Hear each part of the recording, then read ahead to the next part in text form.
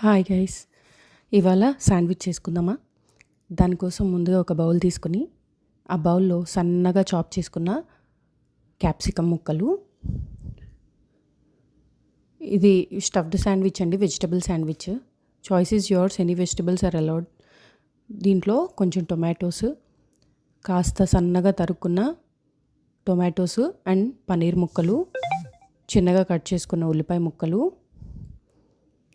ఇంకా sweet corn kernels నేను ఒలిచి పెట్టేసుకుంటాను ఫ్రీజర్లో. సో ఇవి యాడ్ చేసిన తర్వాత కాస్త చీజ్ యాడ్ చేసుకున్నాను. ఇది మోజరెల్లా చీజ్ అండి.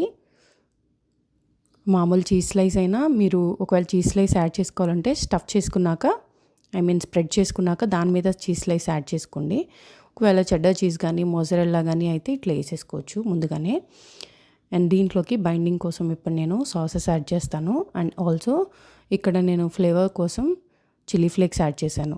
ఆరిగానో కూడా యాడ్ చేసుకోవచ్చు.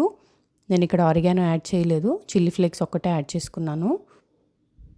ఒక హాఫ్ స్పూన్ వరకు చిల్లీ ఫ్లేక్స్ యాడ్ చేసుకున్నాను టేస్ట్ కోసం. దీంట్లోకి ఇప్పుడు పిజ్జా సాస్ వేసుకున్నాను అండి. నా దగ్గర అవైలబుల్గా అదే ఉంది. నార్ వాళ్ళది పిజ్జా సాస్ ఉంటే వేసుకున్నాను. ఒక ఫుల్ స్పూన్, ఒక టేబుల్ స్పూన్ వరకు.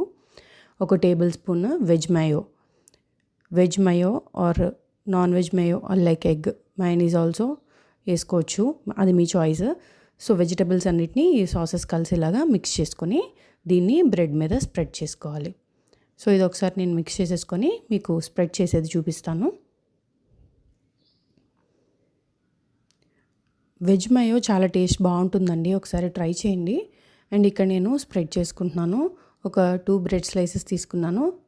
చాయిస్ అంటే మనం మిల్క్ బ్రెడ్ కాకుండా శాండ్విచ్ బ్రెడ్ అవైలబుల్గా ఉంటుంది బయట, అవి తెచ్చుకోండి, లేకపోతే స్వీట్గా అనిపిస్తుంది. సో శాండ్విచ్ బ్రెడ్ అయితేనే బాగుంటుంది టోస్ట్కి ఎప్పుడైనా. సో ఇలా నేను స్ప్రెడ్ చేసుకున్నాను. అండ్ దెన్ నేను ఇంకొకటి కూడా చేసుకుంటాను. ఇట్లా ఈవెన్గా మొత్తం అన్ని సైడ్స్లోకి పట్టేటట్టుగా స్ప్రెడ్ చేసుకోండి. ఆ స్ప్రెడ్ని చాలా టేస్టీగా ఉంటుంది, ఒకసారి ట్రై చేయండి. యమ్మీ ఉంటుంది. And kids also will like it. అదంతా బయటకు వచ్చేసిందని ఏం టెన్షన్ పడవసరం లేదండి, దాంట్లో చీజ్ అది వేసాం కదా, సో అది అతుక్కుపోతుంది బ్రెడ్కి. అండ్ నేను ఇలా టూ చేసుకున్నాను. అండ్ మార్నింగ్ బ్రేక్ఫాస్ట్లకి, ఈవినింగ్ డిన్నర్లో కూడా తినొచ్చు, బాగుంటుంది. అండ్ అన్ని రకాల వెజిటబుల్స్ ఉన్నాయి కాబట్టి టమీ ఫుల్గా కూడా అనిపిస్తుంది. And at the same time ఇక్కడ నేను బటర్ యాడ్ చేసుకుంటున్నాను. అండ్ అంటే ఫ్రై చేయడానికి బటర్ స్ప్రెడ్ చేసుకుంటున్నాను. ఇలా స్ప్రెడ్ చేసుకుని కొంచెం ఉంచుకుని నేను ప్యాన్ మీద ఇచ్చేసుకుని 2 సైడ్స్ గోల్డెన్ బ్రౌన్ కలర్ వచ్చేదాకా ఫ్రై చేసుకుంటాను. ఒకవేళ మీ దగ్గర శాండ్విచ్ టోస్ట్ చేసుకునేది ఉంటుంది కదా మీకు, లైక్ స్క్వేర్ మౌల్డ్ది, దాంట్లో అయినా టోస్ట్ చేసుకోవచ్చు, బాగుంటుంది. సో ఇలా నేను పెనం పెట్టుకున్నాను. పెనం వేడెక్కిన తర్వాత దాని మీద కొంచెం బటర్ స్ప్రెడ్ చేసి 2 సైడ్స్ నేను శాండ్విచ్ని కాల్చుకుంటాను.